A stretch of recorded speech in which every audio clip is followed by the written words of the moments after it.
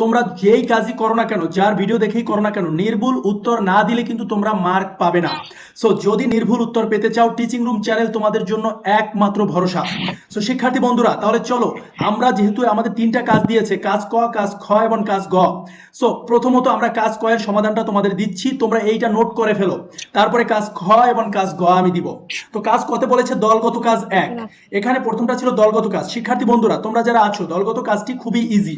বলা হয়েছে বিদ্যালয়ের প্রাঙ্গণে এবং আশেপাশে বড় গাছের সংখ্যার আনুমানিক কত হতে পারে, তোমাকে কোশ্চেন করা হয়েছিল, তুমি লিখবা 200 হতে পারে। তারপর 2 নম্বর কোশ্চেনটা ছিল ষষ্ঠ শ্রেণীতে আমাদের শাখার মোট শিক্ষার্থী বিদ্যালয়ের সকল শিক্ষক এবং কর্মচারী মিলে মোট জনসংখ্যা কতজন, এটা জিজ্ঞাসা করেছিল, তুমি লিখবা 220 জন।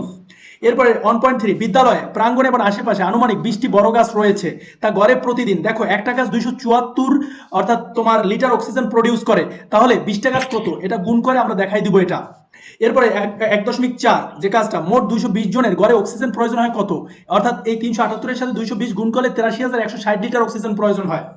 1.5 আমাদের শাখায় সকলের জন্য গড়ে প্রতিদিন 83,160 লিটার অক্সিজেন প্রয়োজন হয়, সেই পরিমাণ অক্সিজেন বিদ্যালয়ের গাছগুলো উৎপন্ন করছে না। আমাদের বিদ্যালয়ে মোট 20টি বড় গাছ রয়েছে, কিন্তু এই পরিমাণ গাছ দিয়ে সকল অক্সিজেনের চাহিদা পূরণ হয় না। তাই গাছ না থাকলে কি কি করণীয় সেটা লিখতে বলছে। 1 প্রচুর পরিমাণে গাছ লাগাতে হবে। 2 গাছের যত্ন নিতে হবে। 3 চারা গাছের আগাছা পরিষ্কার করতে হবে। 4 গরু ছাগল যাতে গাছগুলো খেয়ে না ফেলে সেদিকে লক্ষ্য রাখতে হবে। শিক্ষার্থী বন্ধুরা, তোমরা চাইলে এখানে আরো একটা দুইটা বানাই দিতে পারবা। এরপরে কাজ কয় আবার একক কাজ আছে। প্রথম দিছে দলগত কাজ, তারপরে একক কাজ। একক কাজ কি দেখো, তোমাদের জন্য কিন্তু অনেক পরিশ্রম করতে হচ্ছে আমার। তো তোমরা এই যে নির্ভুল উত্তরটি তোমাদের জন্য সরবরাহ করছি, তোমরা অবশ্যই টিচিং রুমকে সাবস্ক্রাইব করবা, কিন্তু না হলে কিন্তু আমি কাজ পরবর্তী কাজগুলো আর প্রোভাইড করব না। একক কাজ একে কি বলা হয়েছে, আমাদের পরিবারের মোট সদস্য 5 জন, তাদের গড়ে প্রতিদিন অক্সিজেন লাগে অর্থাৎ একজন আর 378 লিটার লাগে, তাহলে 5 জনের কত লাগে অর্থাৎ 1890 লিটার। আর এটাকে তোমার একটা অনুপাতে রূপান্তর করতে বলছে, তোমরা অনুপাত করছো। এরপর বলছে এদেরকে সমানুপাতে রূপান্তর করো, তাহলে সেই সমানুপাতও তুমি দেখিয়ে দিয়েছো যে 1:378 মানে হচ্ছে একজনের লাগে 378 আর 5 জনের লাগে 1890, তাহলে দুইটা কিন্তু মিলে গেছে।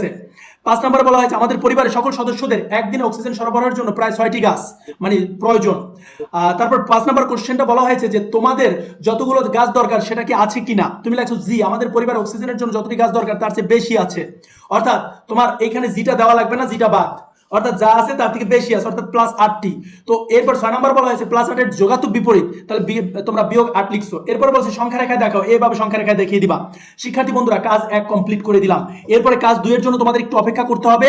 কাজ ক মানে কাজ 2 বলতে কাজ খ এবং কাজ গ ধারাবাহিকভাবে তোমরা পেয়ে যাবে। ভালো থাকবে, সুস্থ থাকবে।